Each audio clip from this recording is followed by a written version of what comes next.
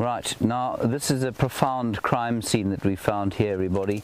The buffalo that was murdered around, well, probably by some lions a while back. And the interesting thing here is that so much of the skeleton is here. I don't think hyenas came across this kill. And the one main reason I say that is that if you look here at the head, normally when we find buffalo skulls, they've had this nasal region chewed off, either by hyenas or during the course of being killed. That the lions will often grab them around there. And so I don't know how this one was killed, probably with a throat hold, but this nasal region is almost completely intact. But let's have a look. There, you can see all around us here that there are bones, and I'm no anatomist, unfortunately, but we have tried to piece together a few different things. So for example, here is a scapula, or piece of the shoulder, and we'll just put him in place. And what we've tried to do is sort of half recreate the bits and pieces of what used to be a buffalo. Let's start at the back. So we've got the coccyx, or the pelvis there. That's quite nice. These two are the hip bones, we think, as far as we can work out. That's what's going on there. And then slowly moving up the spinal column. The most amazing thing to me is these, where's the one that I wanted to show you? Here it is, here. This, look at the spur there. I'm not a huge fan of picking up old bones, but there it is. Look at the spur on the spinal column there. I find that astonishing. That is not a rib. That sticks up the back. It's on the edge of the rib cage, so it fits into the spine over there somewhere, somehow. And you can see these spurs, I'm sure they have a better name than that, get larger the further away from the neck you get. So the more towards the back you get, you can see them getting longer and longer and longer, until eventually they get to that length, which is unbelievable. Then you've got these ribs. Look at the size of the ribs. Amazing things. And I mean, imagine they produce a huge amount of nutrition. This has been picked clean by vultures and ants. Of course, they would have bleached it, as would the sun have. But if you look, there would have been the sort of viscera, the bits and pieces of flesh, that intercostal muscle that make up the rib meat, and that would have been eaten by the vultures. The lions would have tried to have a go at them, and if you look here, you can see the lions have definitely chewed at this rib. Oops, sorry, Andrew, I'll do that again. I'm just going to do it with my hand. They definitely would have chewed off the pieces of this rib. Amazing. I don't think hyenas found this thing, and that really does astound me somewhat. But I think if you were a proper anatomist or a vet and you came along here, you could probably piece together this entire carcass. Most of the bones seem to be lying around here. The only thing that I can't find, and they should be pretty obvious, are the two femurs, or in fact the two femurs from the back legs, and the, what would it be? The tibia from the front legs. Very interesting crime scene, and we don't think we saw this kill. So, I mean, I think this would have happened this year, and the fact that it's here indicates that the lion snuck on, ate this buffalo and disappeared without us noticing, which is a little bit worrying. Right, come on then.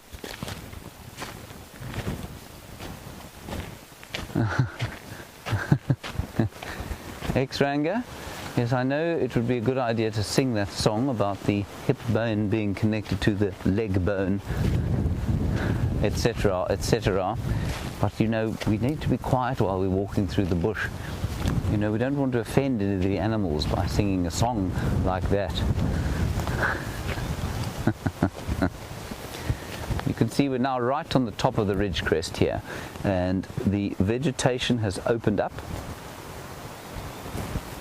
And you can see marula trees dominating the skyline. There we go.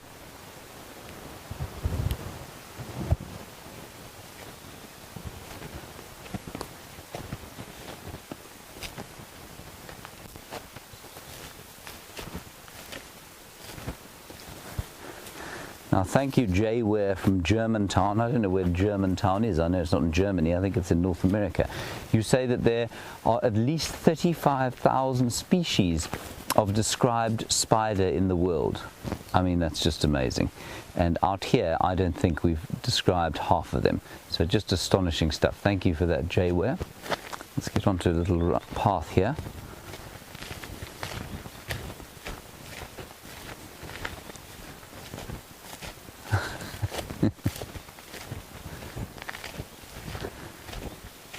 And a question from, of course, the #1 Twitter handle in the world.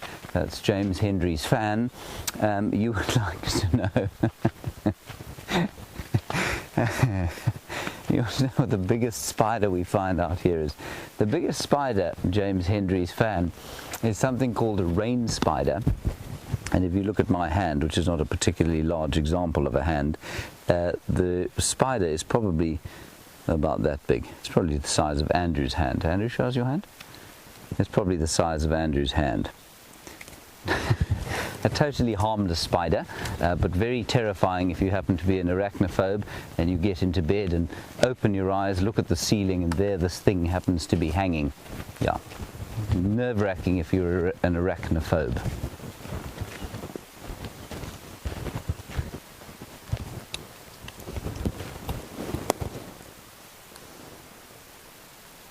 Oh, nothing.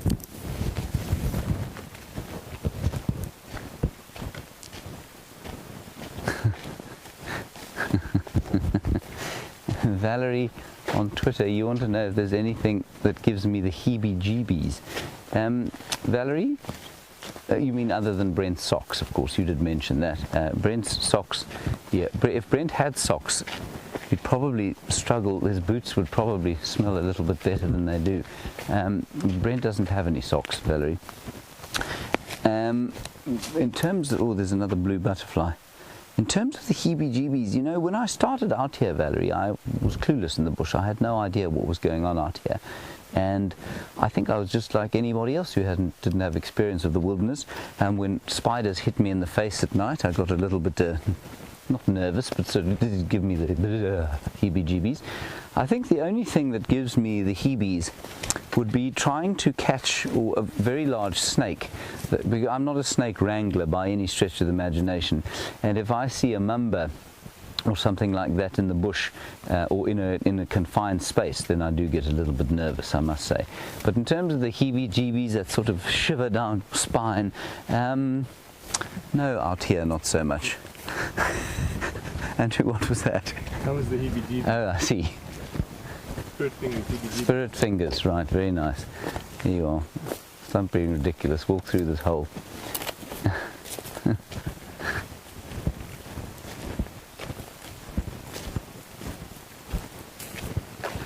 And Kathy Ward, I know you're listening for the birds, and you would want me to tell you what I can hear.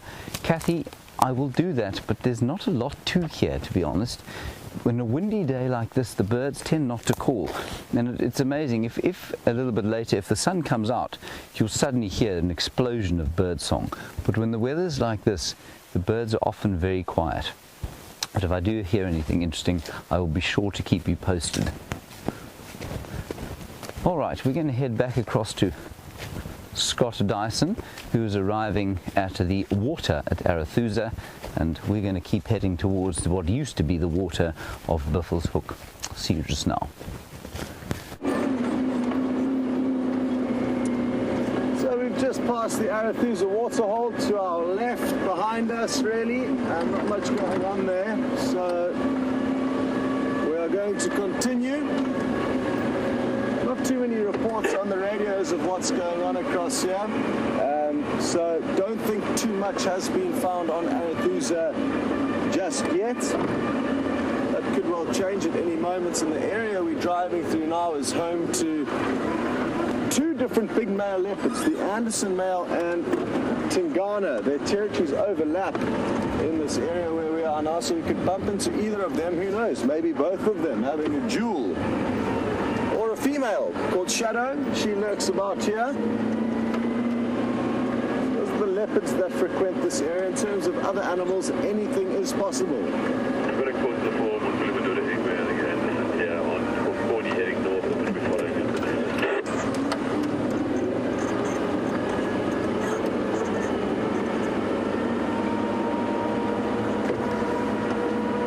hello to Cindy in Tennessee. And thankfully, no, Tingana did not have any idea that quarantine was on his territory when quarantine did have that recent kudu kill.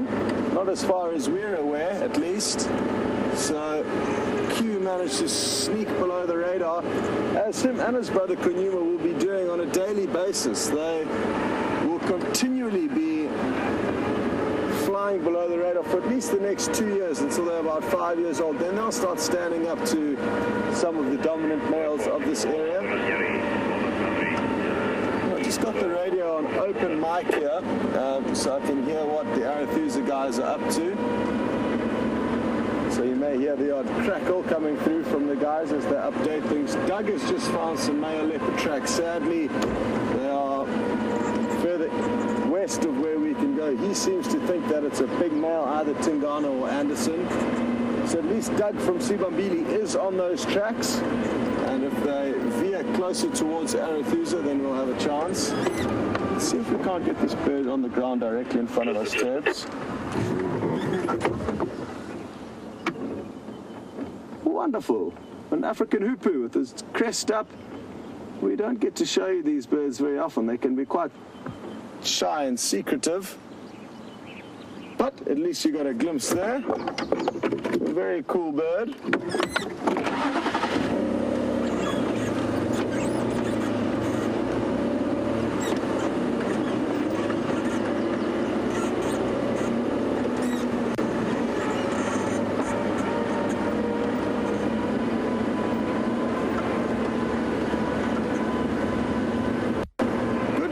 Through from Julia in Houston on the topic of birds, and she would like to know if the red-crested korans are still mating, because we were hoping to show you their incredible mating kind of display flight, where they fly directly upwards and then tumble out of the sky, or basically just stall.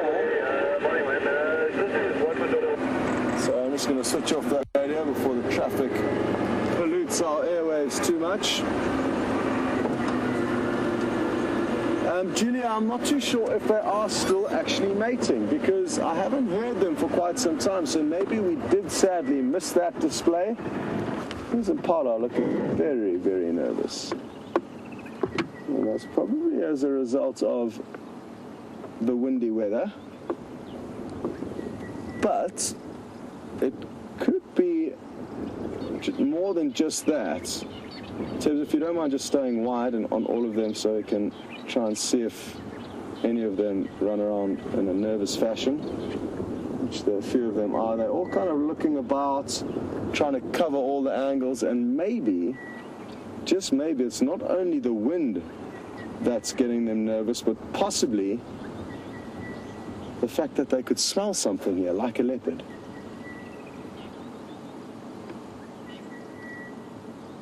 Well, in this little open clearing, they shouldn't be panicking as much as they are, and that's why I've got a feeling that they've caught wind of something more than just the wind.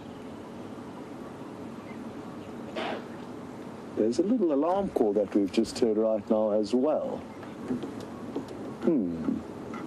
Where is the leopard? Come on, leopard. Now, in a situation like this, you need to be careful. More alarm calls. Looking down into the riverbed. Just going to scoot around there. The wind is blowing from the other side of them to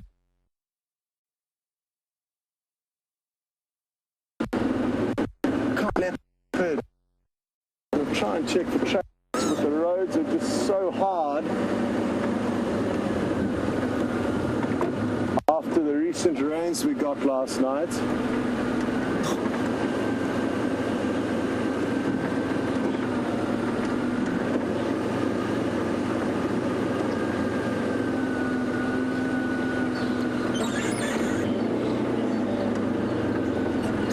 I just want to check this riverbed. I know the signal's not good yet, but let me snoop around as much as I can in this area. I'm feeling lucky. I think there is something here. And once I've worked out what it is, we can hopefully, if the signal does break.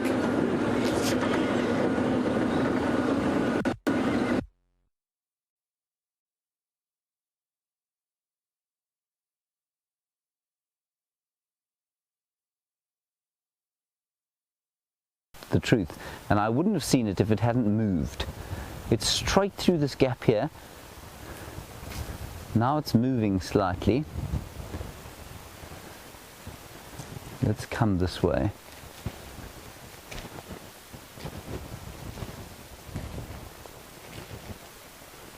Now Julia, you want to know about the red-crested Koran, and Scott apparently was telling you about their display, and you want to know if we will see a display. I think we still could at this time of the year. This one is unlikely to display. This one is just going to run away, I think. But I think we might be able to see him. Very brilliantly disguised bird. But it's very wily and has the measure of us at the moment. I, of course, could just run towards it and then it will fly off and you'll get a view. It wouldn't be the most elegant way of seeing it. I think it's hiding from us, Andrew. Oh, how very distressing. It was just in here. It's given us the slip. There it is. It's actually a black-bellied, I think. Oh, I can't actually tell. Did you see it going? It's moving too quickly. Andrew, come now, man. Got people spending good time watching the stuff. Can't be showing them bits of tree.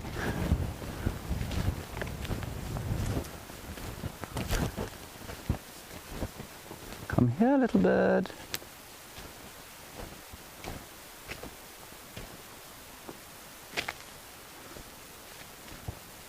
It is moving too quickly, I'm afraid. It's now disappeared. Oh, there it is. And every time Andrew looks, it stops moving, which makes it totally impossible to see. It's moving straight towards that termite mound. See it there?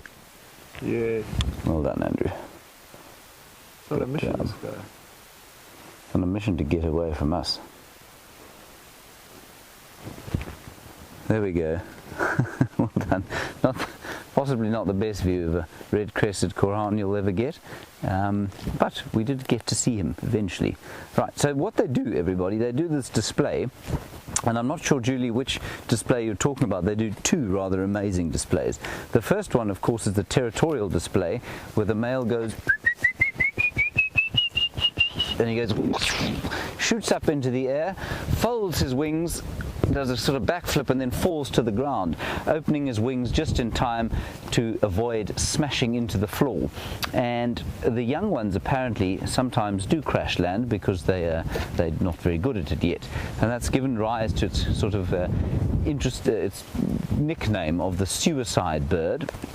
Then the other display they do is what gives it the name the red crest, and they've got a red crest, the males, that they only stick out. You only see it when they're in a courtship display, and they stick that red crest out and they sort of prance around the female like this, and she goes off and pretends she's not interested. She wants to have something to eat, and then he prances around her very slowly and she looks vaguely interested. Then she wanders off and she goes and has something to eat over here, and that little display goes on for hours and hours on end, and eventually, if his red crest is impressive enough, she will allow him to mate with her, and they will make small red-crested Kohans.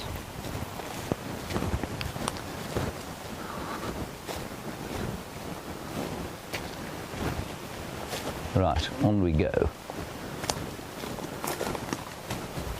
Like I said, we are heading towards Buffelshoek Dam.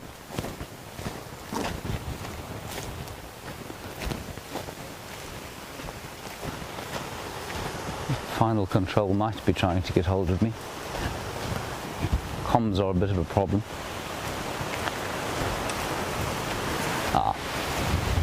Right, so they're just fixing things with Jigger. There are a couple of issues there with the signal. Scott is deep Arathusa, of course, and these days, during the Christmas period, of course, South Africa pretty much shuts down. And so to find service providers who can help us with bits, parts and that sort of thing that we might need is going to be a little bit difficult. So please do bear with us. We are going to broadcast throughout the what we call the Christmas period or the holiday season, and there may be a few technical glitches as we go because, like I say, we're on a skeleton crew and none of the shops seem to have anybody that's able to provide any form of service at this time of year.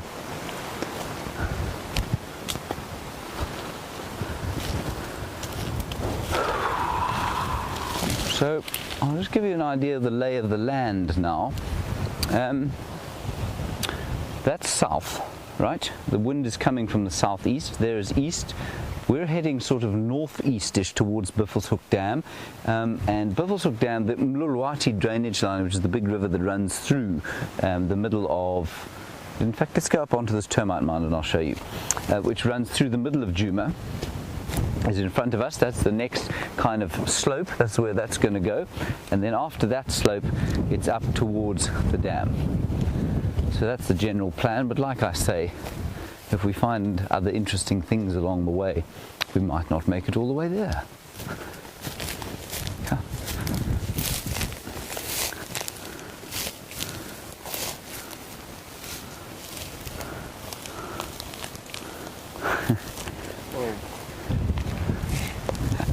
You're right. Sorry, there's a very uneven termite mound. I've asked quite a lot of Andrew. Now I'm just going to ask him to pan around, and you'll see it was a really nice viewpoint. You don't need much height here to get a good viewpoint. Bill, in South Carolina, a question that is quite commonly asked, and it's obviously a fear that a lot of people have about bees and wild bees. Do we ever come across bees? We come across bees all the time, Bill, but unless you really disturb them, they don't tend to get very upset with you. And so, it's not like they're a danger out here. Of course, there are people who are allergic to bees. Are you allergic to bees?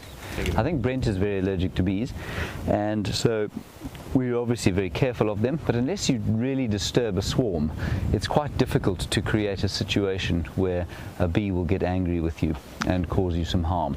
Now, Andrew, just look. If you look over there, there's a mast, and I don't know if I have perhaps in this cloudy weather become disorientated.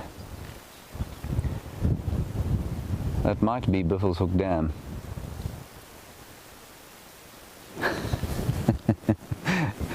Quite far away, James. I don't know what that is. We'll keep going along with my instinct for now. You can get very disorientated when the cloud is like this.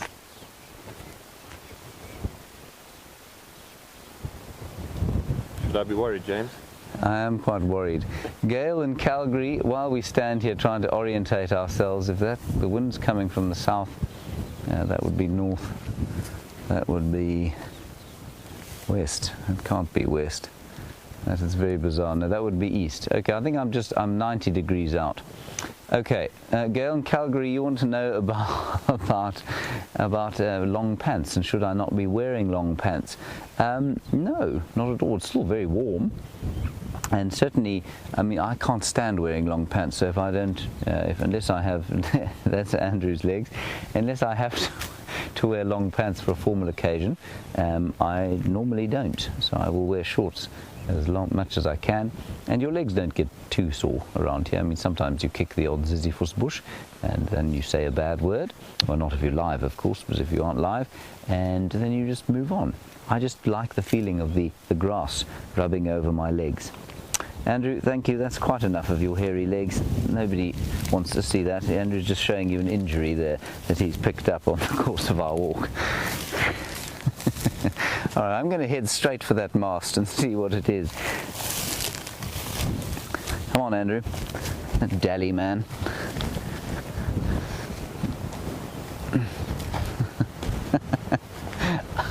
I'll be fascinated to know what that mast is. I think we've just gone further north than I think we have.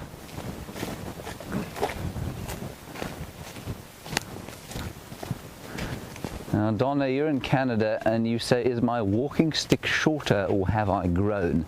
Donna, I have grown. I am now 6'2". It's quite remarkable, actually.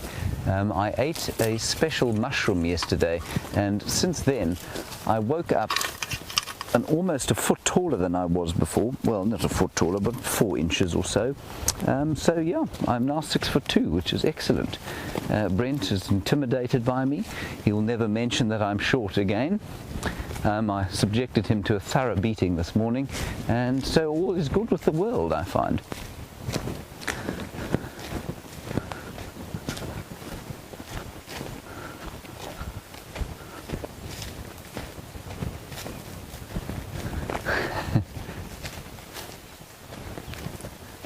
Hello John in Washington State, and another question along the lines of the bees.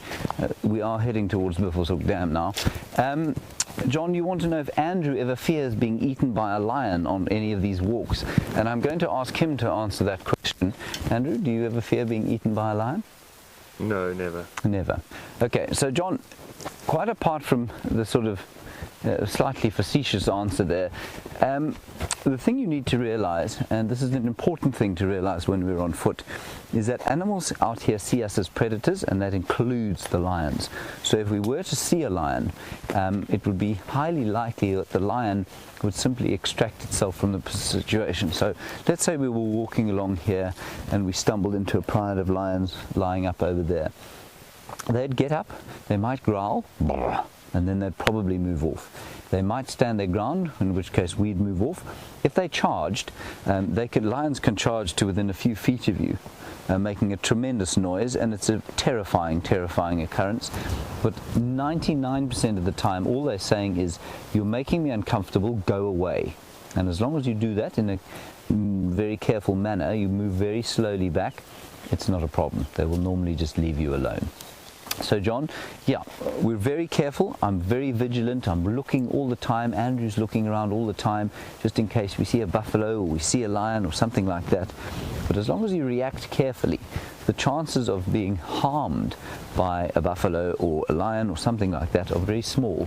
And I would say, to be honest, I think that walking through here with the correct training and correct understanding is probably less dangerous than walking through a city in many respects. Instinctually, we're not supposed to fear them. Yeah, It's only taught that we should fear them. Yeah. Instinctually, we don't. That's interesting. So as Andrew was saying that, I don't know if you heard him through the microphone, but he feels instinctually unafraid out here. But perhaps we've been told, we've been taught that lions are terrifying predators, and maybe that's why we're afraid of them. We are where I thought we were. Phew.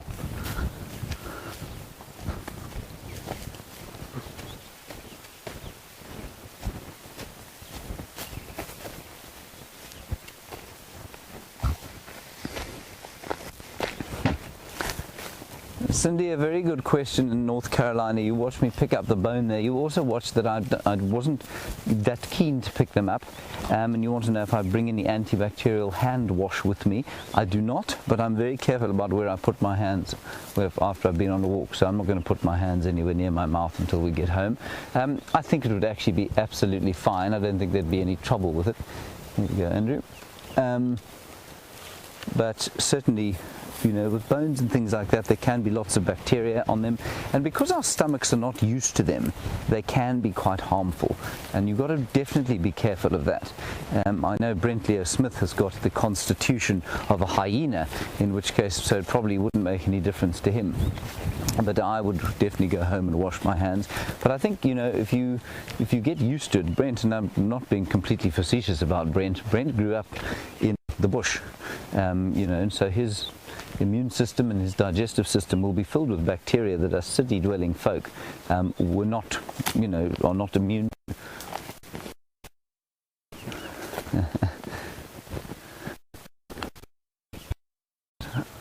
I don't think our signal is great through here. I'm not sure what this stage. Okay, we're going to go across to Scott. We'll see you at the dam hopefully in just a little while.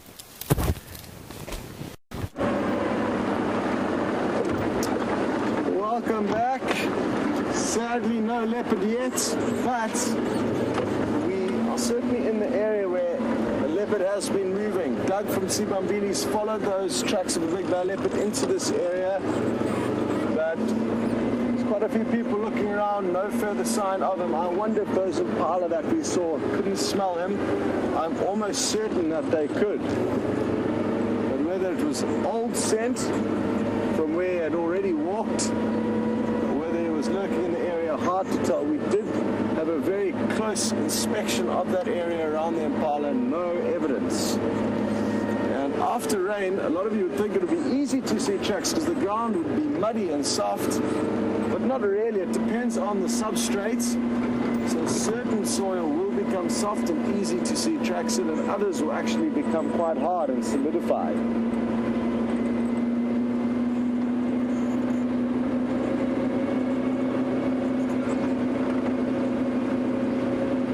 Oh, waterbug. Off it goes at high speed.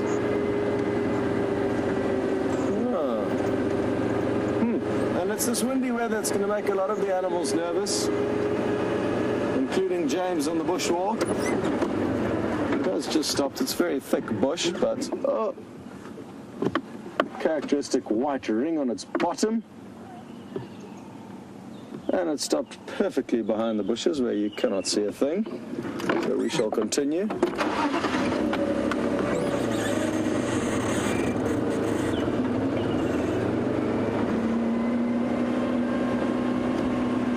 To Tina in Southern California. I haven't heard your name before. And, roadblock. Tina would like to know if it's summer here in South Africa. And yes, we are in the height of our summer, Tina.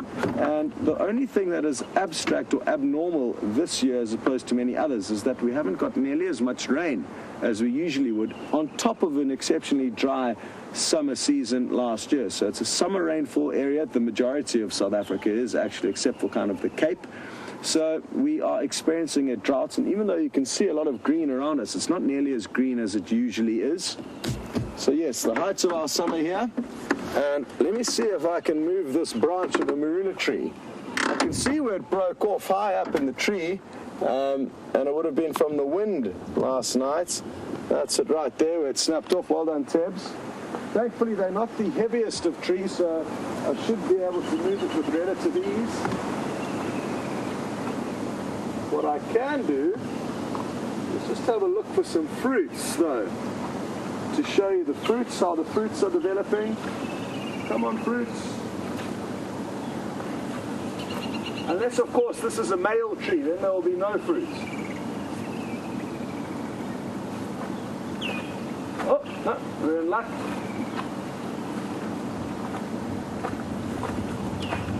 So,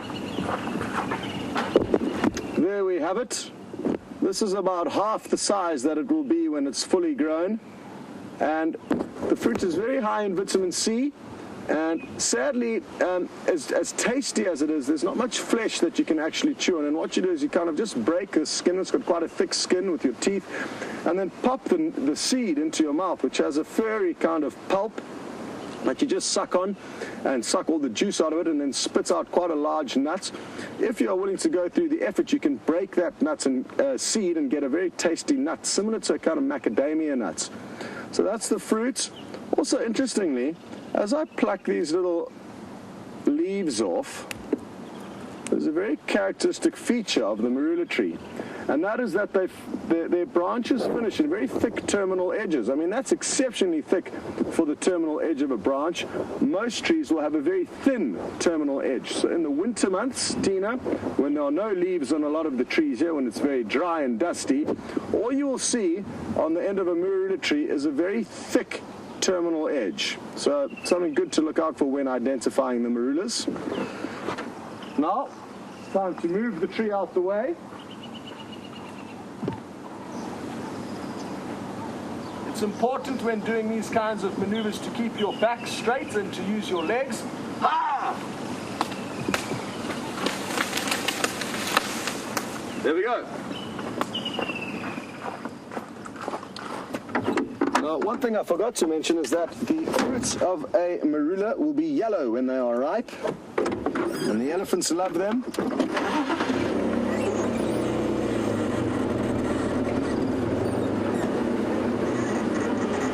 Quite a light tree to actually move, the marula tree. It's quite a soft wood compared to some of the hardwoods, the slower growing woods in this area that will obviously be a lot heavier. So that stunt may have appeared slightly more impressive than it actually was. Had that have been a combretum tree, it would have been very difficult to do alone.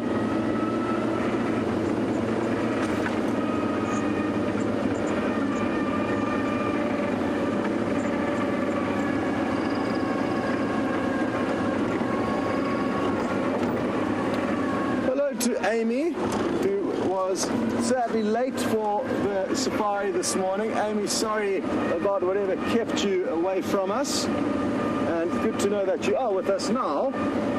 Amy, the rain did arrive last night, but it was not very impressive. It probably kind of poured for about 15 minutes, not even that hard, and then stopped. The wind died down, and we had a beautiful, beautiful evening. So mainly thunder, lightning with not much rain at all. And that's why you'll notice the area we're driving through now doesn't even look like we received any rain last night.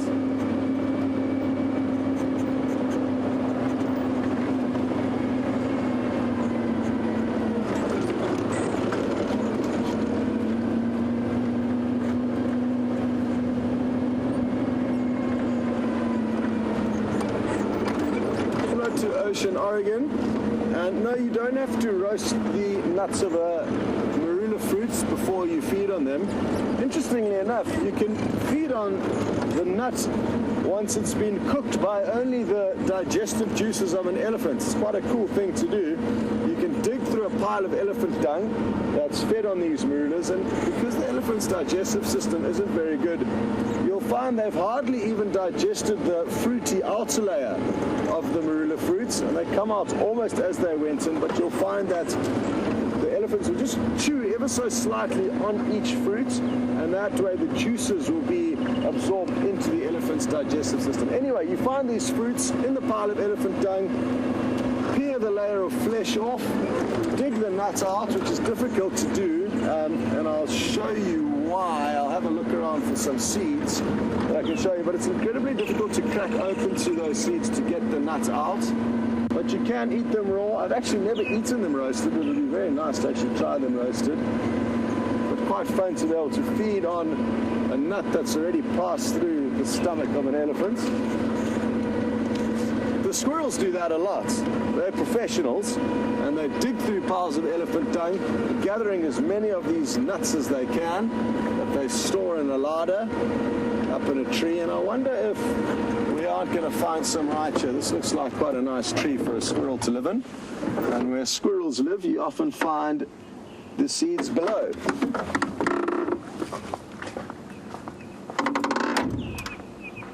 So what they'll do is, if there are any cavities that the squirrel lives in here, and I'm sure there are 1 or 2 cavities that house squirrels, they will then throw the seeds out. Here we go. Already got one, and there'll be a whole host of seeds underneath this tree.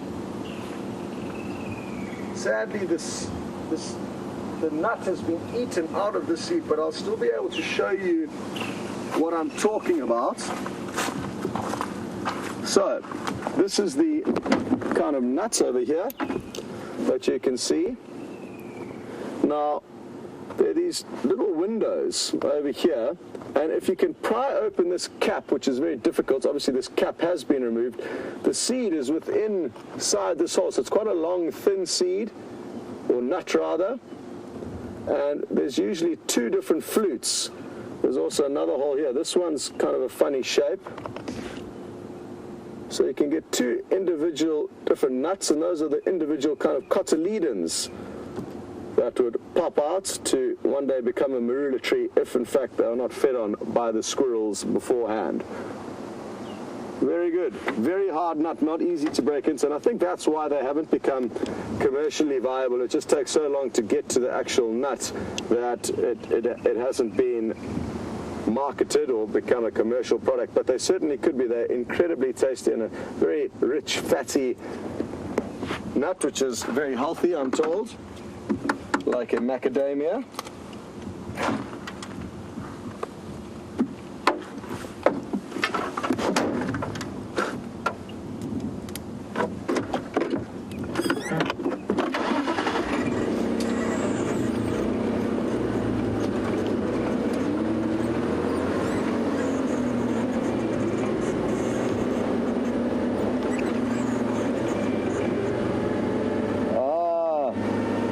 It's time to dispel one of the most widespread myths of the African wilderness, and that's from CYN. One of our newer viewers would like to know, is it true that the animals can get drunk on the fermenting fruits of a marula? And no, they cannot. That is from a movie made many years ago. So one of you reminded me of the name of that movie. I've already forgotten it. I'm not a big fan of movies or TV, so they tend to not get very high up in my importance category when it comes to filing and remembering them. Anyway, there was a movie where they had an elephant that had been tranquilized, so it was stumbling around and appeared to be drunk, but it was not. It was merely tranquilized in and amongst a large amount of marula fruits. And it would be interesting to know how much alcohol an elephant would have to consume before showing the effects of being tipsy. But for fermentation to create alcohol, you need yeast, and you need to actually brew the marula berries into a beer in order to make them alcoholic. They will not merely become little nuggets of alcohol by just rotting in the sun on the ground. So sadly, no, we do not see drunk elephants here. It would be quite fun if we did. But there is a delicious alcohol made out of the fruits of this marula tree called amarula. It's commercially sold, I think, across the globe. Delicious liqueur.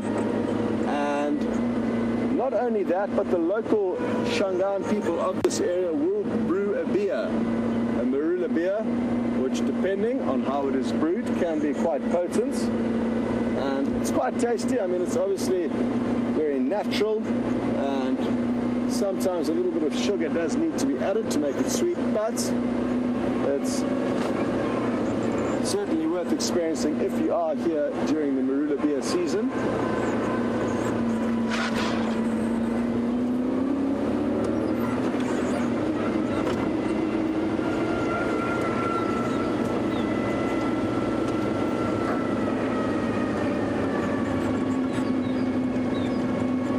Well, Lynn in Michigan.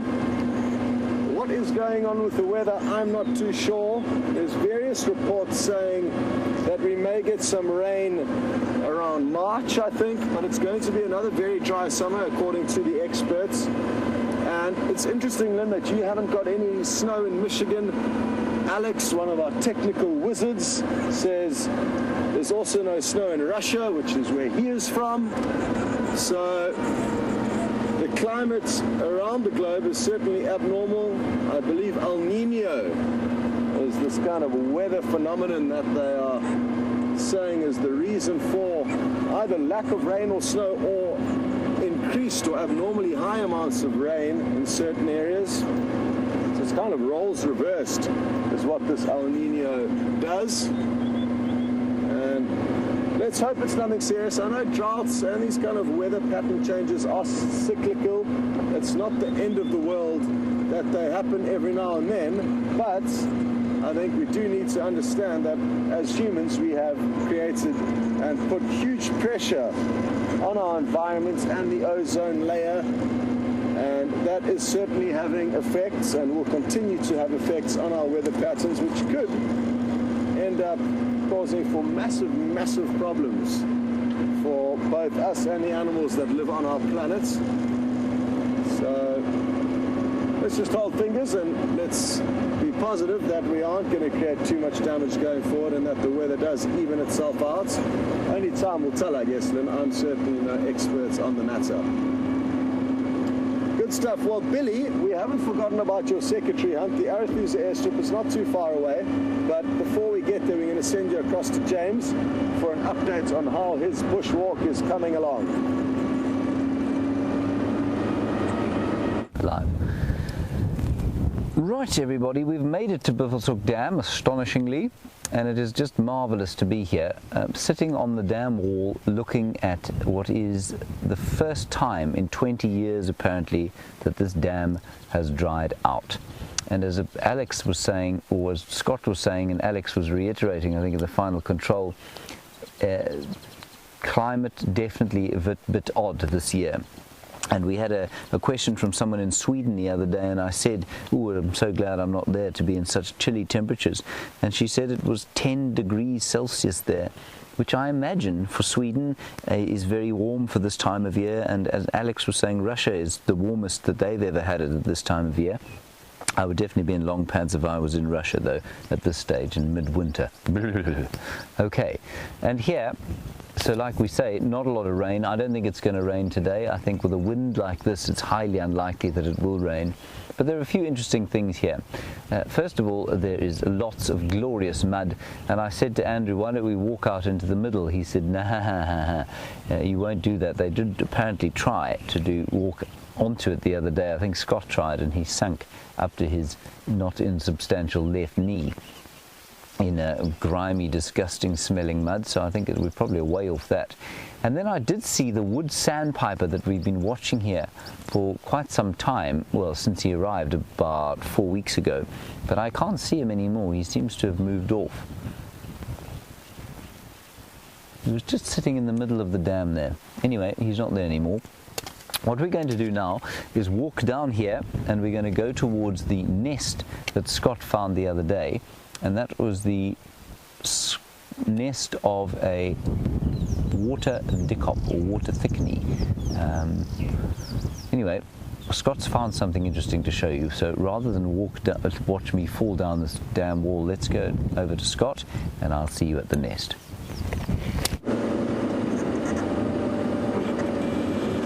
We're here on the Arathusa airstrip, hoping to find some secretary birds for our friend Billy in Texas, but what we may do is be able to run alongside these giraffe, which doesn't happen often. Awesome, look at this. Come on, it doesn't get better than this. It's such an awesome thing to experience giraffes running and pronking about. And I'm so happy that you got to experience that. There's quite a few giraffe around here.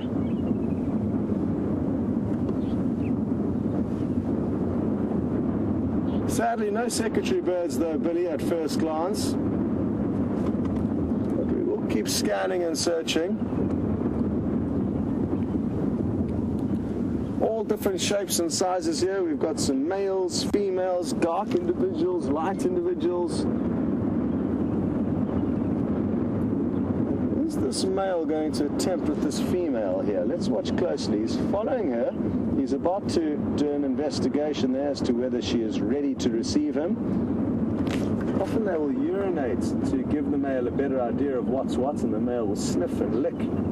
Oh, look at how much bigger he is than her. Well, if he does mount her, it's a very quick process.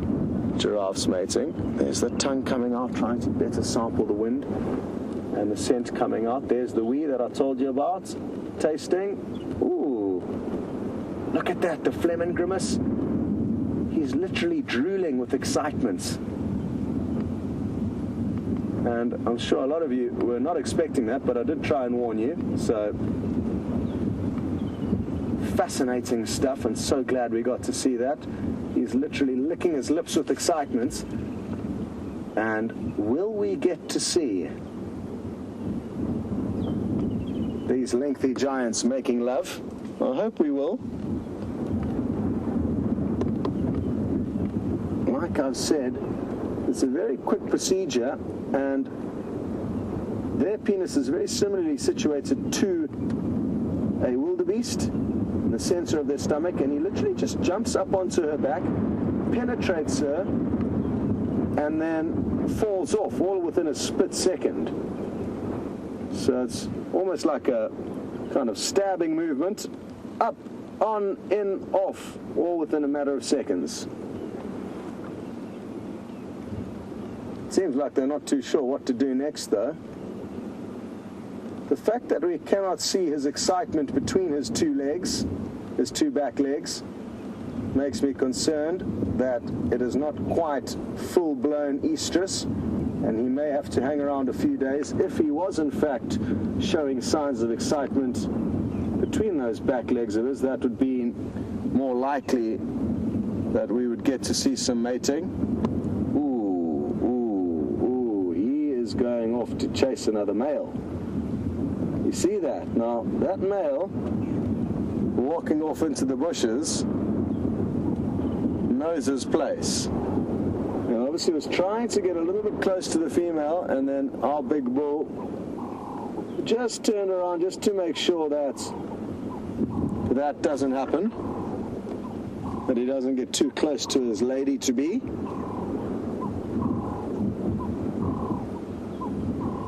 It would be wonderful if we actually got to see them necking. Male giraffes will fight one another using their heads as battering rams, and their long necks, when swinging wildly, can create quite a lot of velocity, and when those heads thump into one another, it can create an almighty collision. I've actually seen footage of giraffes being knocked out by other giraffes, knockout blow, collapse to the ground, sleep for a while and get back up. So that's fascinating, and it's something that happens actually fairly common.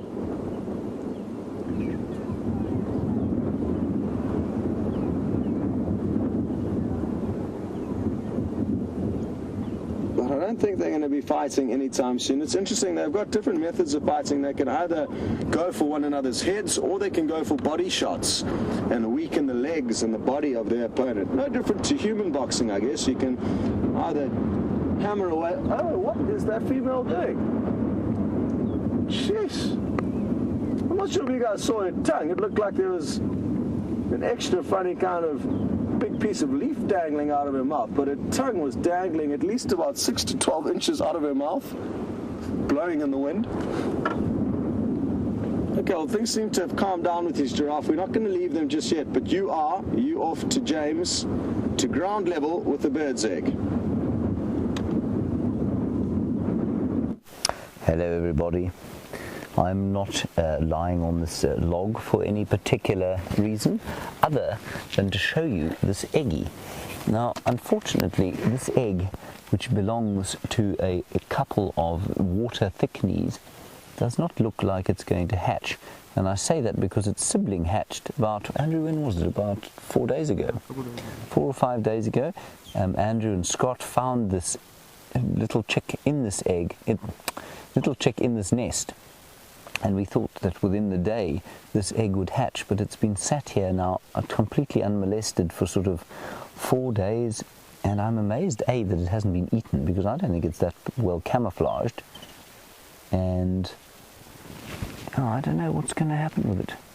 Anyway, we're not quite at the point of collecting it yet, but I think in a week's time, if it's still here, we'll definitely pick it up and take it home and collect it. Oh, look at that. I didn't even notice it.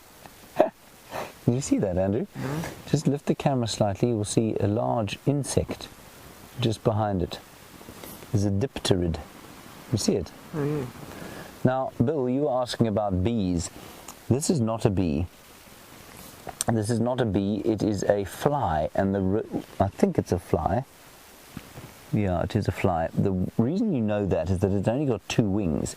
The dipterids, or flies, have only got 2 wings, whereas all the Hymenoptera, which consist of the bees and the wasps, they've got a forewing and an afterwing, or back wing. And this one has definitely only got 2 wings, so this is some kind of fly.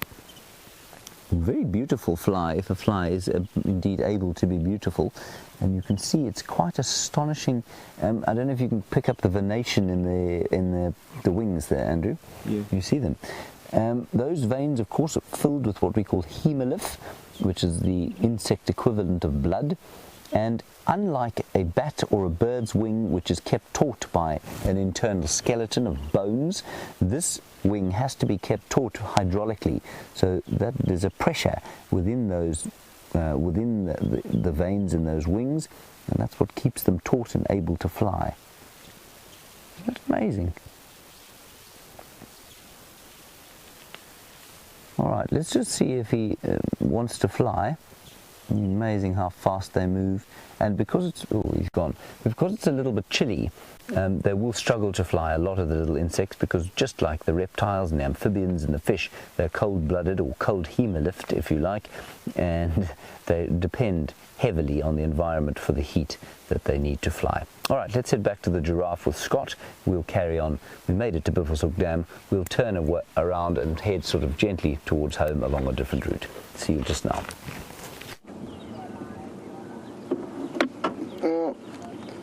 Here's the big bull looking on intently towards this lady and now following her.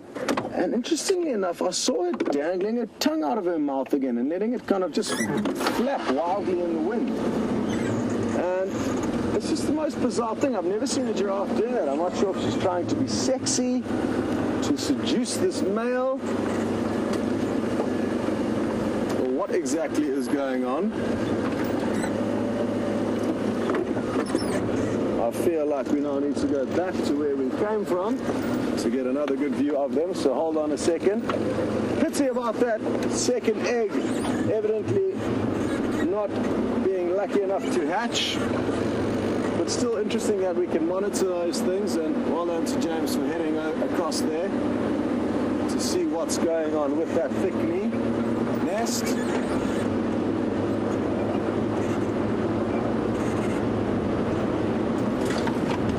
Still no sign of any secretary birds in this big open clearing. But this is where they do get seen from time to time.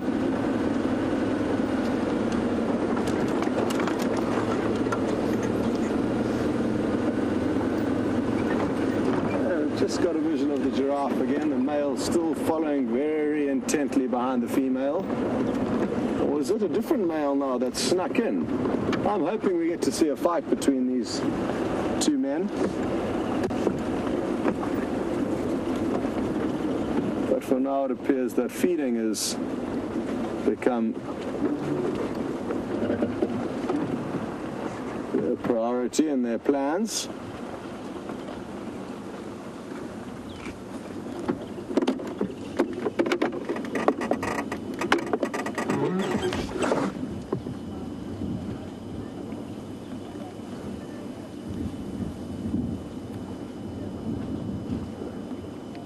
Hello to Jim, and very happy to hear that you are planning a safari next year. Now, Jim would like to know when is the best time to come on safari, and there'll be kind of varying theories as to when is the best time. My personal thoughts are September, October, towards the end of the winter, but not in the middle of the winter when it's very cold. So that way you get the dry vegetation. It won't be nearly as green as this. You will have more cooler temperatures, chilly in the mornings, but beautiful sunny days. No chance of rain at that time of the year, really. Whereas summer is rainy, a lot of insects, and you are limited by the temperature as to how much time you can spend out every day. Whereas in winter, from sunrise till sunset, you could be on safari. Obviously, most guides at camps that you go to will not take you out all day, though, unless, of course, you have ordered a private guide, which is possible. Certain lodges will allow you the opportunity to have a whole vehicle to yourself, and that way you do exactly as you please with your guide, and you do not have to allow the guide to cater for the other guests that may be on the vehicle.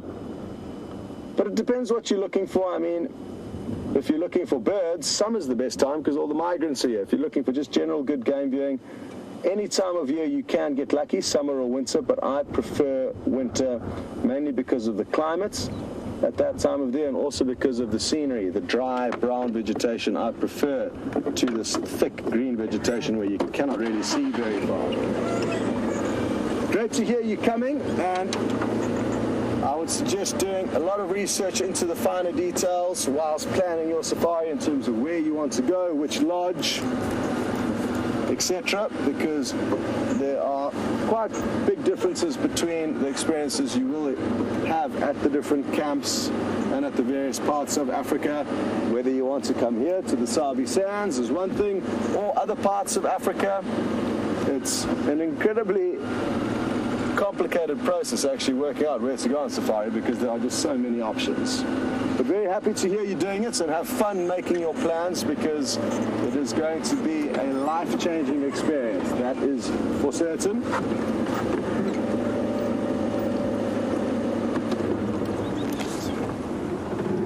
Oh, this is awesome. I'm going to ask Tebs just to zoom in onto his mane, that mohawk running up his neck, and you can see the wind blowing waves up it. It looks quite awesome. There we go. Very, very windy. Hello, boy. Now the males are bald on the top of those horn-like structures, whereas the females have got hair, so that's a good way of distinguishing between male and female. They've both got beautiful long eyelashes though, even the men.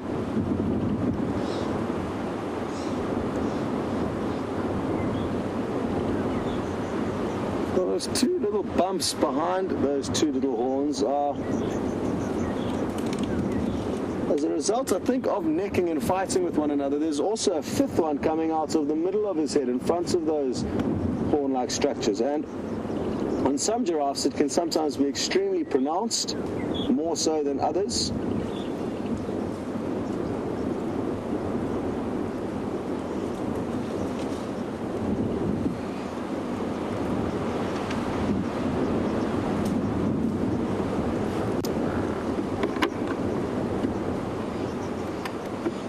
Mr. Moustache, I am intrigued by your question as how long will it take a giraffe to swallow something, as in I don't know how long will it take for it to travel from its mouth down to its stomach, down that long neck, and not very long I don't think, probably a couple of seconds, but it's impossible to time it. Watch closely though, he's about to receive another bolus of cud. He's ruminating at the moment, boom, back into his mouth. So watch closely now, he's going to chew on this ball of cud, which he's fed on already, he's chewed on already, and now regurgitated back into his mouth for further chewing, which means better digestion. Now watch closely, he's about to finish chewing that ball. Oh no, we're going to have to move quickly. Let's see if we can keep up with him.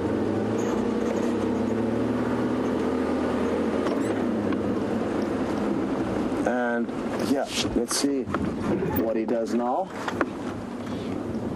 Oh no, he's back to regular feeding, so no longer chewing the cud.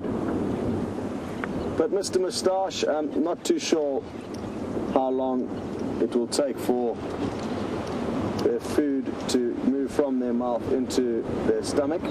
Beautiful scene ahead of us here. We'll leave this guy for now with some giraffe crossing over the airstrip. Beautiful dark clouds in the distance. A very moody scene here.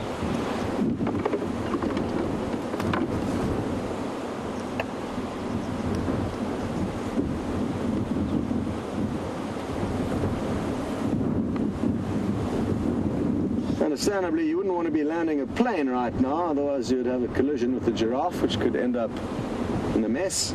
But what the bush pilots tend to do is fly low over the airstrip, buzzing the animals off, and the guides who come here to pick up their guests will also make sure they drive up and down the airstrip to chase off any animals. Warthogs are usually the number one culprit here on the airstrips because they like the open areas. Look at how beautiful those colors are. Wonderful.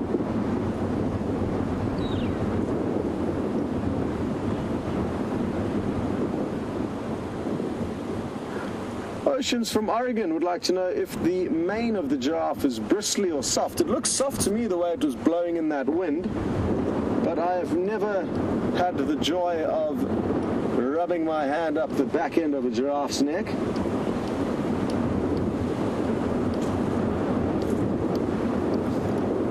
Although I have kissed one before. I've managed to get a sneaky kiss in with a giraffe when I was in Kenya at a hotel where they look after a very endangered giraffe called the Rothschild's giraffe. It's a wonderful hotel in Nairobi, a good place to overnight whilst on safari as you arrive in Kenya.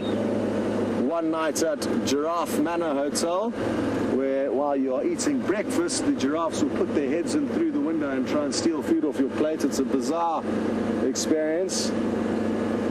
And over there's a feeding platform where you can stand high up on a deck and feed giraffes pellets, and you can actually feed them out of your own mouth. So they kiss you whilst retrieving a pellet from your mouth.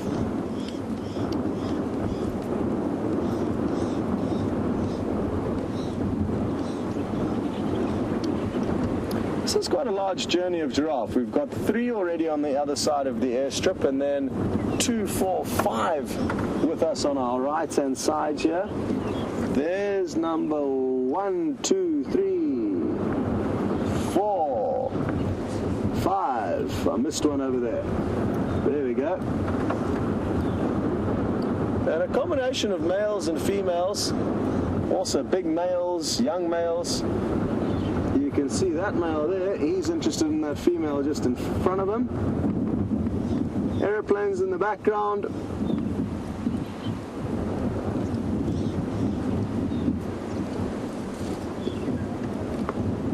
This is awesome.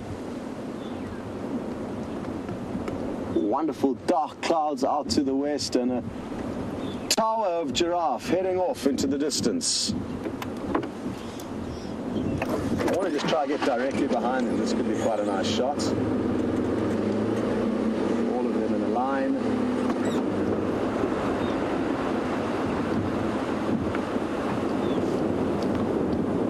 Beautiful. Screenshots now would be a good opportunity to capture a wonderful giraffe sighting here on Safari Live. If you do not know how to take a screenshot yet, do yourself a favor and work out how to do it on your device that you may be watching on. And feel free to share your pictures, tag us in them, hashtag us in them. And that way we will be spreading the word of Safari Live and trying to get more people on board on this wonderful, wonderful experience.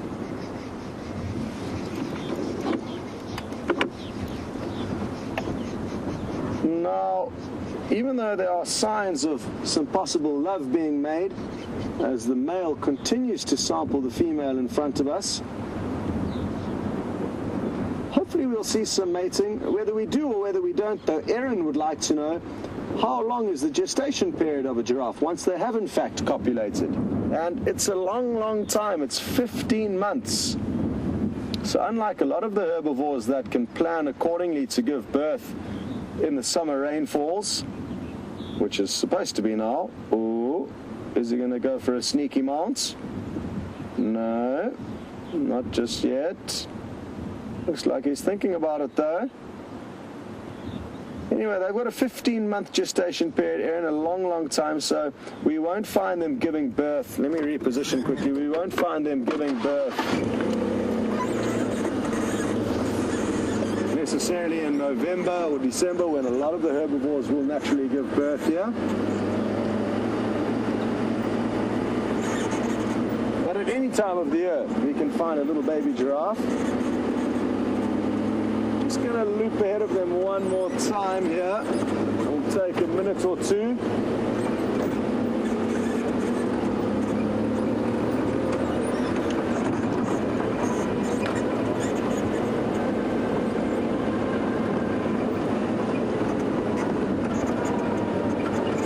Perfect. James is ready for you with a flower.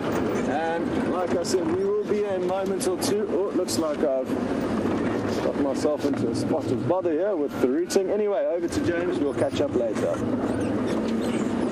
Starting. 3. Hello everybody. look at this beautiful little flower that we have here. It is a hibiscus flower, and we get a number of different species around here. This one I quite like.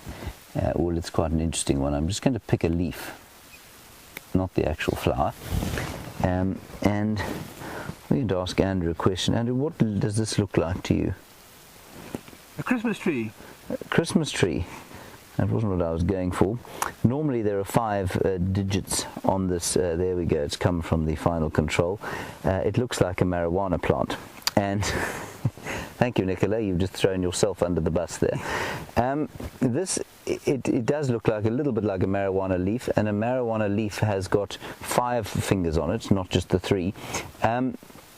And because of that, it's not marijuana at all. It's a hibiscus, and because of the way it looks, it's called Hibiscus cannabinus, and that's because the leaf looks a little bit like a cannabis leaf. Amazing leaf, and very cleverly sort of defended with little thorns and little hairs, which of course would hurt anything that tried to eat it. Interesting. Right, there's also a termite mound just over here that we want to show you. Once Andrew has finished being artistic with this flower. And before we move, Andrew, can you get, how many of these flies can you get? There are about 4 billion flies sitting on my arm and on my legs and on my hands. They're descending on Andrew, they're on my hat. They're all over the place, and these are these little sort of, they're not sweat bees. I thought they were little bees to start with, but they're actually little flies. And if you let them sit for long enough, and they can mine their way through the hair on your arm, what they will do is start to bite, and then you will start to see a large amount of action, because I will start to leap up and down and yell very loudly. Right, come over here and look at this termite mound. Andrew spotted. Andrew, can you get... Oh, Andrew nearly beat me over the head with his aerial there. You and I are going to have words when we're not live.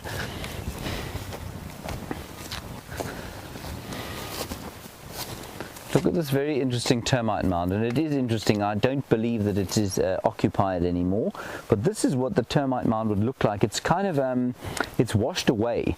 That's why it looks like this. The rain has come a while back, and it's washed out the sort of outer layer that would have kept the termite mound waterproof. And these are the tunnels. You can see into the tunnels here that the termites would have built over many, many years. I suspect a very old termite mound that is now kind of eroding away. And I've no doubt there are various creatures living inside it. Insects, possibly snakes. Scott had an incredible sighting the other day of a black mamba going into a termite mound. Isn't that amazing? So I hope a black mamba doesn't come out of here while we're standing here, but there could well be one living in there. Dwarf mongoose might use it. I don't think there are any real suitable holes for dwarf mongoose, but all sorts of things will be living in that little termite mound. Right, come on, Andrew. Forward ho. Oh, we didn't do a little rain dance at the Buffelshoek Dam. I'm sorry about that. We will try and set something up before we get home in order to inspire the rain to start raining on us. I just want to do it in such a manner that Andrew can appear on camera as well, because of course to watch Andrew dance is a rare pleasure. It's like watching, who was that famous fellow? Baryshnikov, I think. It's like watching Baryshnikov in his prime. Isn't it, Andrew? Correct. Right, Scott has repositioned himself next to those giraffes. We're going to continue. I'll just give you a quick idea where we are. Buffelshoek Dam was exactly where I thought it was, believe it or not, just off to the eastern side there. We're now on the ridge crest heading down towards the valley of the Mulwati. Doesn't that sound romantic? And then we'll be sort of heading towards home. You go across to Scott, we'll keep going this way. See you shortly. Well, the giraffe are kind of zigging and zagging through this bush up to our right here. I'm sure in the next few seconds, though, they are going to pop into view. There we go. You can see a little bit of movement coming straight towards us, and I hope they continue in this direction. We'll get some great views of them if they do. And hello to Safari Dean, who would like to know if animals can sense the weather and try and avoid it. And yes, most certainly some animals, I think, definitely have the skill and ability to be able to sense weather coming. How, I'm not too sure, and I guess it'll depend on the individual animals. Some of the insects are very good indicators of rain. And whether they'll be able to then make a plan to avoid it, I'm not too convinced, Safari. And they may have the ability to know what is coming, but they don't have any shelters and they don't have the ability to teleport, and you certainly won't be able to outrun a storm. Or at least many animals won't. So maybe they'll just be able to kind of be mentally prepared for it, and they'll move into areas where they may feel more comfortable or safe before the storm hits, like a big open area where it'll be difficult for predators to stalk up to them when it's very windy and stormy. So I think the ability to detect it, and some animals be able to kind of make plans for it, would be the insects, maybe bolstering their hideouts, or ants or termites would be able to kind of block up their holes getting ready for the rain, go and search for extra food in case they are stuck within their various homes for a few days after the rain. But most of the mammals will not be able to do too much about bad weather and just have to grin and bear it.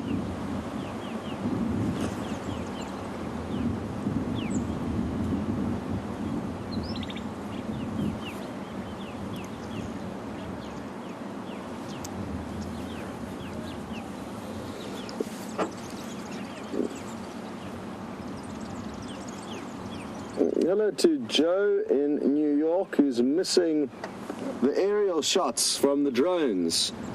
And sadly, it's just because we have a skeleton crew at the moment. The drone, or at least we've got one drone still here in the field. The other has been sent in for repairs. But the problem is we just simply don't have enough people around at the moment. And it's going to get even worse. And Nikki and myself head off on leave on the 24th. And that's going to leave Brent and James being your only two presenters, Tebbs and Andrew being your only two cameramen, and Louise and I think Jerry being your only two directors. So they're going to have a hard slog over the Christmas period, working every single shift with no relief. And of course, because there are only so few people, it wouldn't make sense for us to have the drone up in the sky with only one other vehicle as a kind of regular feed. So apologies for that. The new year will hopefully bring more staff, more toys, and more aerial drone shots. But for now, you're just going to have to bear with us.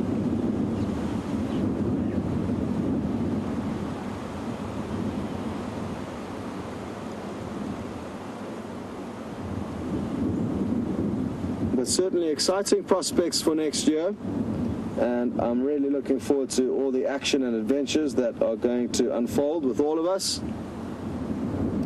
For now though, it's kind of a wind down towards the end of the year.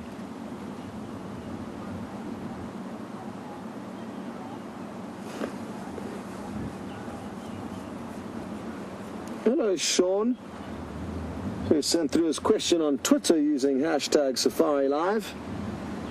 And Sean would like to know, how long will giraffes live for?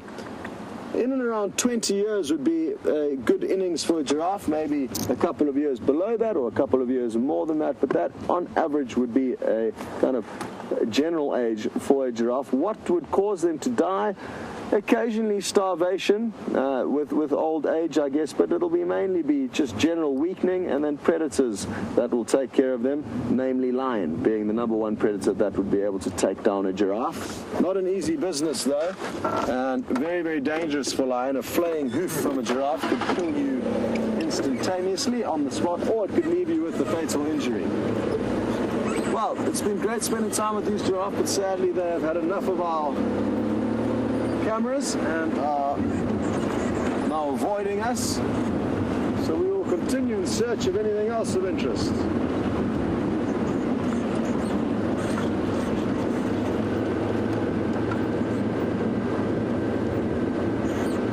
And well done to all of you who have not not only taken some wonderful screenshots, but already posted them. I'm getting word from Nikki that you guys have got some stunning shots. So well done.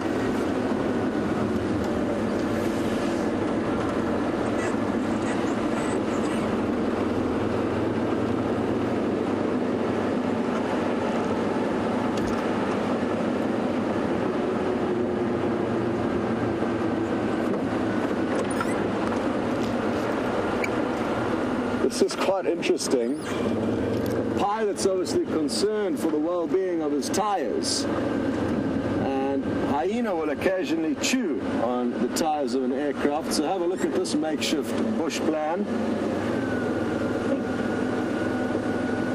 A barricade of thorny branches. Nothing too substantial, but some interesting technology being used by that pilot to try and protect his aircraft's wheels. The other pilot took a chance. He's not too worried, and he's got even smaller tires. No branches there. Interesting stuff, interesting antics for bush pilots and what they get up to.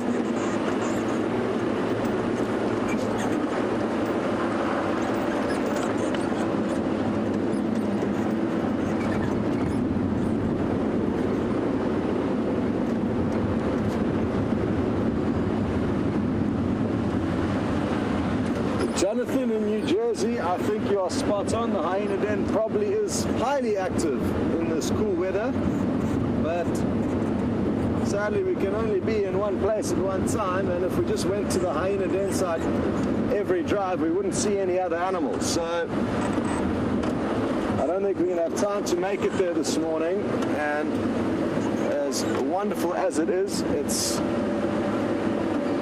not possible for James to view the hyena on foot, and to be honest, I would prefer to use our mornings to search for things that we don't know about rather than just going to the hyena den every time. Oh, this is interesting. We found a vehicle. Also very excited. Looking off to the left. Oh, it's a big male waterbuck. Morning, Tristan. Very good, how are you? Hello everyone. Yeah, all good, eh? All good. No lions for days, but other than that.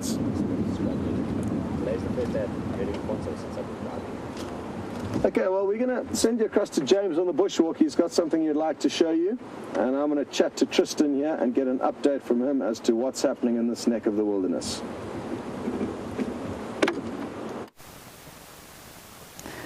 Look at that enormous, enormous tortoise, everybody. This is the other species. It is a leopard tortoise.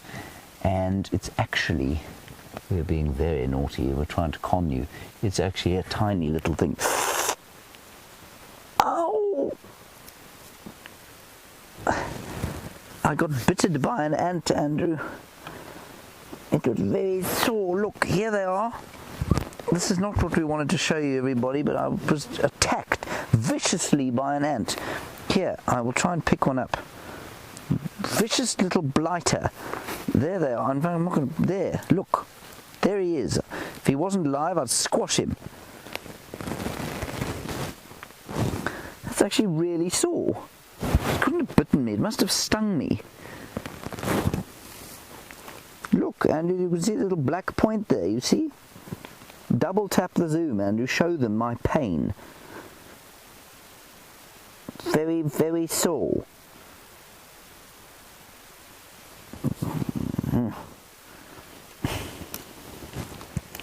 Right, let's go back to this tortoise. It's a tiny little tortoise, actually. It's a little baby one. Look at my finger next to it. Look how sweet it is. And we just found it crawling along here, trying to hide from us under this little thicket here. I mean, I would say, in fact, this one you can probably count the age of. It's 1, 2, it's probably 3 years old. Isn't that amazing? This tiny little organism is 3 years old. Isn't that amazing? And what I'm using to count that, and I mean, I'm kind of guessing a little bit here. Okay, this is a scoot. This hexagonal thing here is called a scoot. And if we look at the one in front of that, you can see the ridges and the troughs, and between, I think they produce one trough and one ridge per year. So this one, there's one, that's the big one, 2 the next one, and 3 the next one. Sorry, I don't know how clearly you're seeing that. Andrew, are you seeing that all right? Yeah. Let's just do that once more. So there's the main scoot, or the one. Then we go into a trough and another ridge, so that will be 2 years. Well, this is probably half a year, so we'll call it 1. 2, then there's another trough and another ridge. So I'd say about 3 years old, maybe even 4. Isn't that amazing? Tiny little thing. So I mean it's only about what, 2 inches long. Tiny little tortoise, and they can live for up to 100 years. Now, for those of you who are very concerned about the thing, whatever it was that stung me, you'll be happy to know that the substantial pain in my hand is starting to lessen. But I think it was one of these ants actually that bit me. Vicious little thing. And I do know what they're called, but I've forgotten. I think it's a fire ant of some sort. It certainly felt like I'd stuck my hand in a fire. Right. He doesn't want to come out today.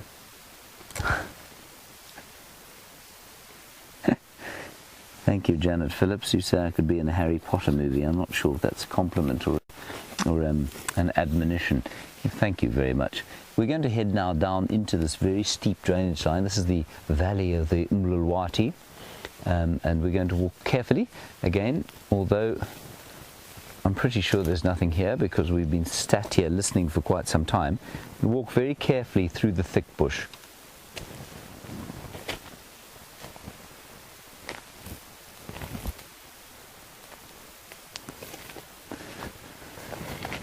Now, while we're walking through here, this is another good question. Anna-Marie, you want to know if there's anything that you should avoid making eye contact with out here in the bush. Andrew is the one thing you should avoid making eye contact with. He does see that as a challenge, and he can become quite aggressive. But that question, of course, comes from our knowledge that if we look at, say, an angry dog in the eye, you can sort of induce a charge or induce a challenge. And in this case, Anne-Marie, I don't believe there's an animal out here that occurs with. I've watched lions and I've watched leopards on foot, and I don't think that eye contact makes any difference. And I think you'll find the same thing with a house cat. I think if you were to look at a house cat in the eye, you find that they don't react like a domestic dog does. So I wonder if it's not just an occurrence with canids, with the dog family that does that. But certainly out here, And chimps. And chimps. Oh, okay. So Andrew's worked with chimps, and if you should not look them in the eye. You don't look them in the eye, so it's like a human being, almost. It's a threat. Okay, so you don't look them in the eye, and I know gorillas also. I think if you go gorilla trekking in Rwanda or somewhere like that, you're told to just look at the ground if the silverback decides that he doesn't like you. Good question. Thank you, Anne-Marie.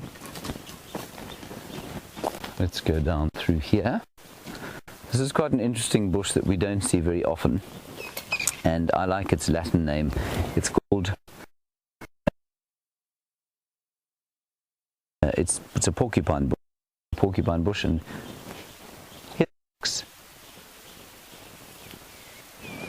apparently our audio is not so good. Right, it's called Pyrostria hystrix, or the porcupine bush, and it's called a porcupine bush because it obviously is quite spiky. And hystrix, I forget exactly what the porcupine's name is in Latin, what the zoological name for porcupine is, but it has that word history something in it. I should have remembered that. So that's Pyrostria hystrix.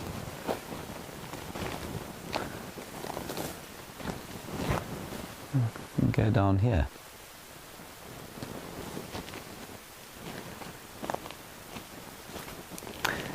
I'm going to hand this question across to Andrew from from Siberia. And Siberia, you want to know if it's hard to become a cameraman, like what you describe as the wonderful people behind me, well, currently in front of me, but yes, I take your point. Andrew, is it hard to become a cameraman?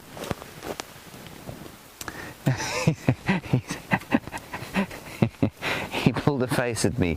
I think the thing is, Siberia, I think it's, first of all, the thing about the job that these guys do, because live wildlife, it's a unique skill. There are many wildlife filmmakers and wild cameramen who make very poor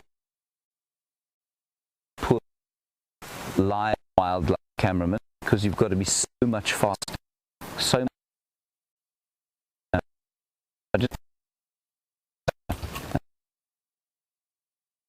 I think like with presenting, so it's a very pixelated at the moment, and then I'll carry on my answer to your question.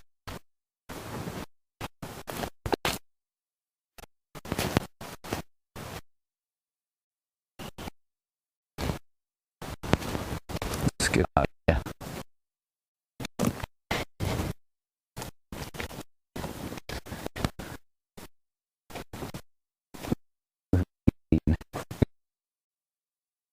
We're going to go across to Scott.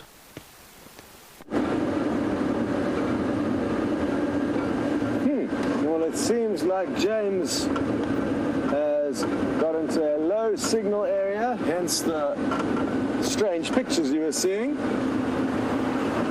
We're back on Djuma, and just got a report from Craig from Cheetah Plains, who can also drive around this property. And there doesn't appear to be much that's happened this morning. No tracks of any animals being called in. Just a herd of buffalo on the Kruger National Park boundary, very far away from us. So, that's not to say there's nothing going on, it just means we haven't found it.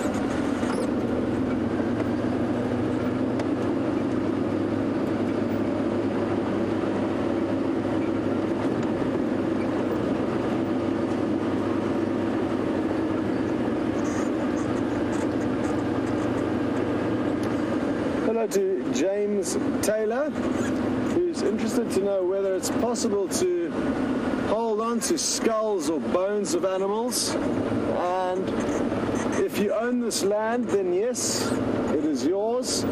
Sadly, none of us own this land, so no. And in the national parks, you should not remove anything, not a stick, not a flower, not a feather or a bone.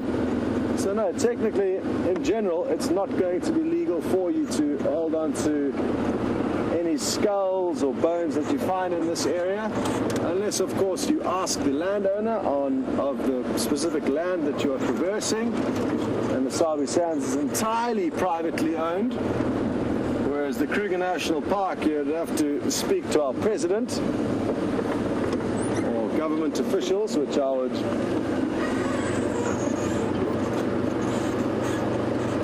suggest not doing, because you're probably not going to get an answer from them. So you know, James, you will not be able to hold on to any bones or carcasses you come across whilst on safari in all likelihood, and it is best to leave them, because that skull may form a home for a little spider or an insect, and technically everything that dies here, even the trees, should be left to be slowly reabsorbed into the ecosystem, into the nutrient cycle.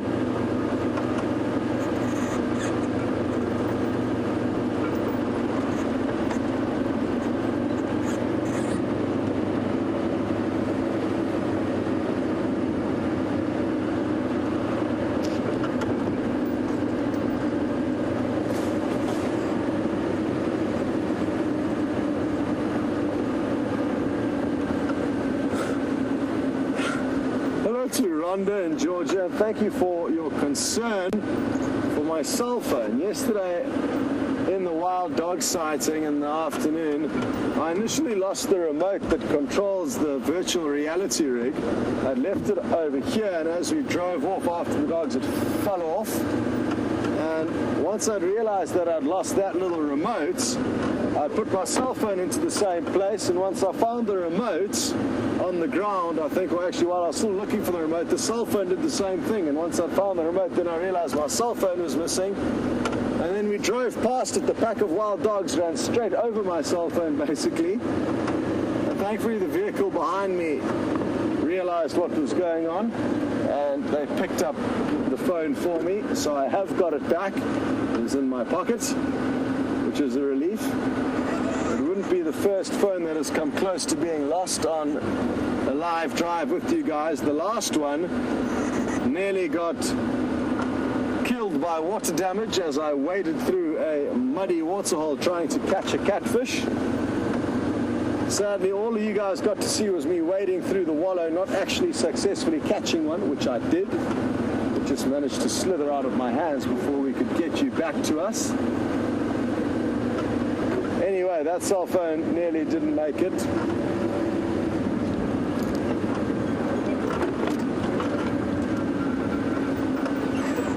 Okay, well, it sounds like James has found a very pretty little spider. Well, it's actually quite a big spider that he'd like to show you and enjoy. It's a great one.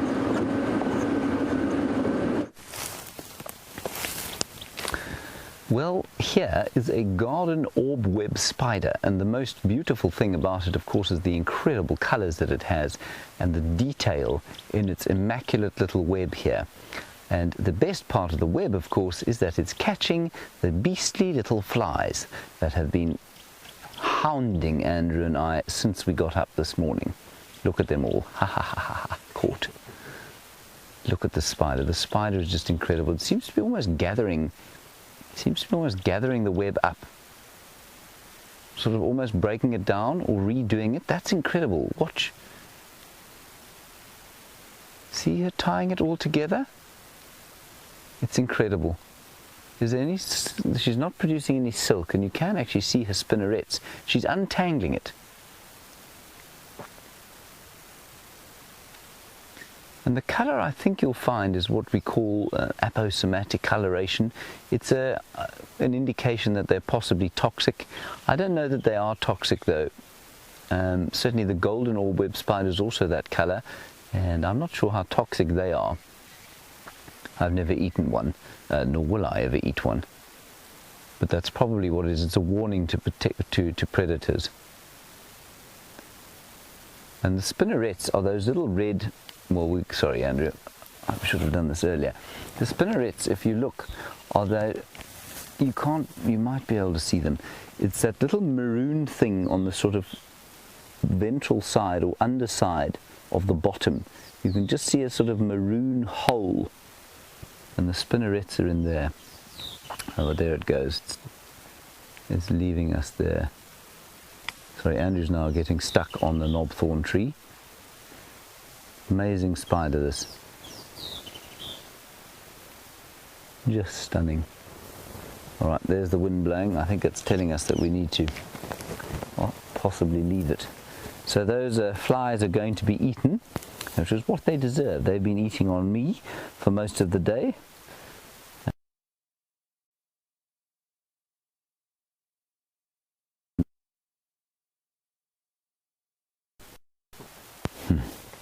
Andrew's little evil laugh there. Alright, so while we carry on through here, let me just quickly finish answering Siberia's question about becoming a cameraman or a presenter out here. I think Siberia, like with most things in life, certainly some people have a talent for these things, but I don't believe that it's impossible for anyone to learn to do what we do, presenting or cameramanning, and it's just a question largely of practice. And because this live safari thing is such a new thing, I think the book of the training manual for becoming a cameraman or a presenter is still being written because it's live. There are lots, you can read endless amounts about learning to be a wildlife cameraman, but the live stuff is very, very different. And I think Brian, who of course is one of our most experienced cameramen, gave me some very good advice when I started. He said, it's live. So once you've said it, it's gone, don't worry about it. And that's exactly what happens. There's no second take. Watch that stump, Andrew, otherwise you're going to damage your leg, which is, as we know, much with my leg, there's not much of it.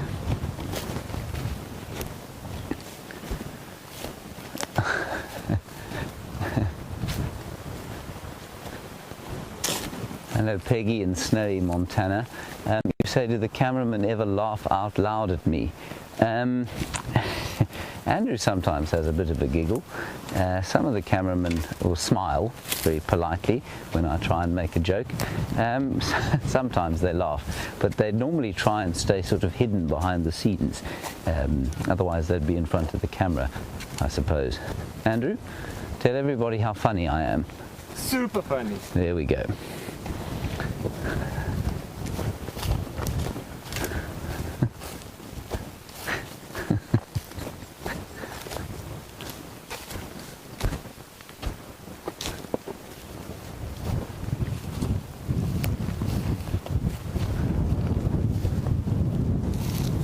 Now Jess Wolf, sorry, I'm just looking here, there's quite an interesting thing here. You want to know when the last time I saw a cheetah was? It was on Cheetah Cutline, funnily enough, which is the eastern boundary of the reserve. Take a look at this bone. And there, so they had a great day. But what's interesting about this bone, this was not eaten by a cheetah, probably chewed up by a hyena, but look at where the marrow would have been, inside there. And that, of course, is crucial nutrition. And there's a big movement in human nutrition now, of course, which talks about animal fats and that sort of thing, which is supposed to be quite crucial for us. This marrow is what our ancestors evolved eating. And you need that kind of fat that comes in bone marrow. You can get it in other foods as well for brain development and brain function. It's a crucial part of the diet that unfortunately since the sort of 60s and 70s we've almost purposely excluded from the diet under the mistaken impression that it creates heart disease. Crucial part of the diet that. On we go. We're heading down now towards the Djuma Dam, and so we will be a little bit careful because we know that the beefaloes like to hang around there. I know that Scott is sitting around now with some baby impalas that managed to escape the clutches of the wild dogs yesterday. Let's head across to him. We're heading directly for the Djuma Dam. See you shortly.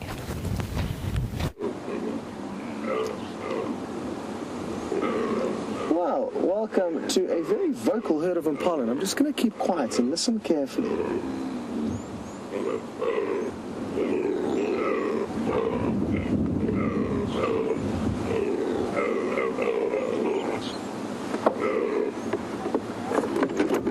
Just going to reposition the vehicle quickly. The ones on the right of us tend to be making more noise.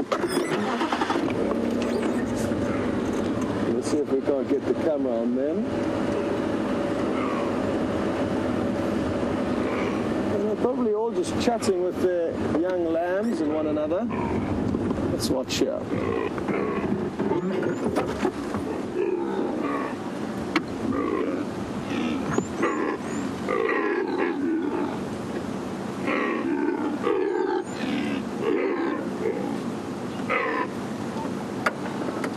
What a bizarre noise for these animals. And if you weren't looking at these impala, you would never think that they would make such a bizarre burping gurgle. But that's impala talk. And they're having a jolly old chat this morning. Maybe just rejoicing the fact that, like James says, the wild dog aren't around.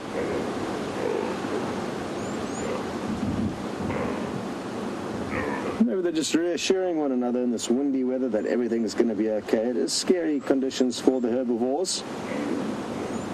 And last night during that windy, lightning, electrical storm, just as it was getting dark, my heart did go out to all the prey species because it must be absolutely terrifying. As it starts getting dark, massive wind comes in, then the lightning and thunder, you cannot hear, you cannot see, and any noise or rustle you hear in the grass next to you, you must think could be a leopard or a lion sneaking up on you.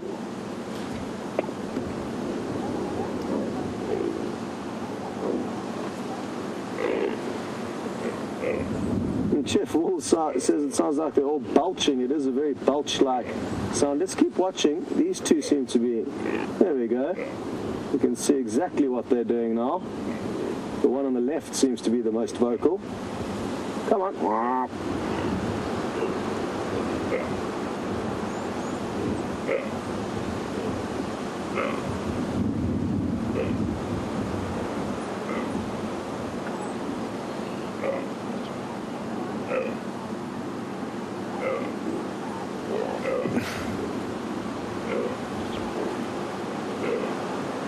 Now, these animals would have been terrified during the storm, but afterwards they can be quite happy and run around playfully. I think they know that water means tasty food, and tasty food makes happy impala. But Safari Dean's interested to know if there are any other animals that have immediate kind of joy when it rains. And I guess the frogs would be one animal that gets very excited by the prospects of rain, especially when we're in a drought like we are now. Possibly the reproductive termites who eject from their termite mounds during the first rains of summer. So there are certain animals that will rejoice the rains and others that will not enjoy them when they're actually unfolding. I can't think of any others, Safari Dean.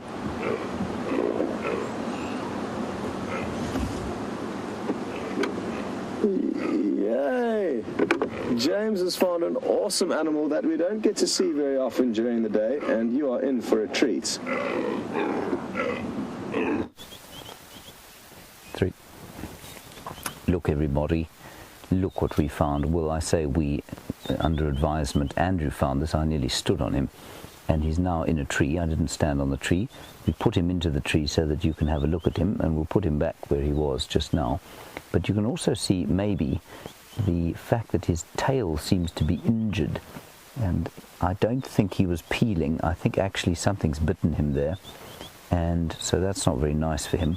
But what you can also see, what I find so amazing, is those eyes, those independently moving eyes, one looking forward, one looking back. And just while you're sitting there watching, see if you can make your eyes move in different directions. I know some people can, but I certainly can't. Look to the left and the right at the same time. And, whoops, there's in a hole. One is looking at me, and one is looking at Andrew. Isn't that lovely? So he's obviously a bit nervous of us. He doesn't really know what we want and why we haven't tried to eat him. And look at the incredible feet. Amazingly dexterous, amazingly supple. And look at the little claws. He is a magnificent little chap. And this is the flap-necked chameleon. Mostly we see them at night because they're actually more easy to spot with a spotlight. It's so great to see them out in the day. And he's been very confiding. He's come sort of into the lens of the camera. And now he's moving with the wind. The wind is blowing this little silver cluster leaf tree that he's in. Isn't he wonderful? I don't know what would have had a go at his tail. Perhaps another chameleon. Maybe they had a fight. I don't think, I mean, their major predators are probably hornbills, birds, and tree snakes. But that definitely wasn't a snake bite. Maybe it was a bird that had a go at him. That is quite a nasty wound as I look at it now. Anyway, everybody, that's going to be it from us here on the Bushwalk. We're going to leave you and hand you back to Scott. A big thank you to Andrew for putting up with me on the walk today, and thank you for your patience with our technical issues. Also, big thanks for your wonderful questions and comments. It's lovely to hear from you, especially while we're enjoying the walk. I'm going to hand you back to Scott. Big thanks to Nikki and Louise. And one last what? Nikki says something. Oh, shot of the chameleon. One last shot of the chameleon. There we go. All right, so from the Bushwalk, we're not too far from home. We're going to head back for breakfast. We'll hand you back to Scott. Thanks a lot, and see you this afternoon. Bye-bye.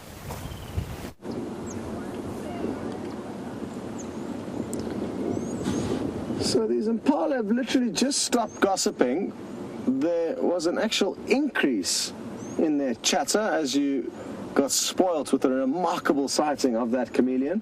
I must say I am a little bit jealous and happy that we got to finish the safari on a high with a unique sighting of that animal. Well done to James and all his contributions from the bushwalk. And thank you to all of you for your contributions, questions, comments, thoughts. It's great to have you on safari with us as always. And it'll be interesting to see what happens on the sunset safari.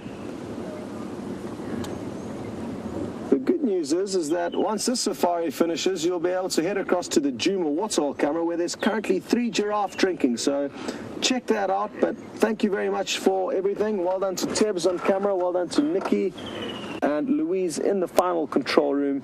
It's been a great pleasure exploring with you on this cloudy morning, and we will see you all next time.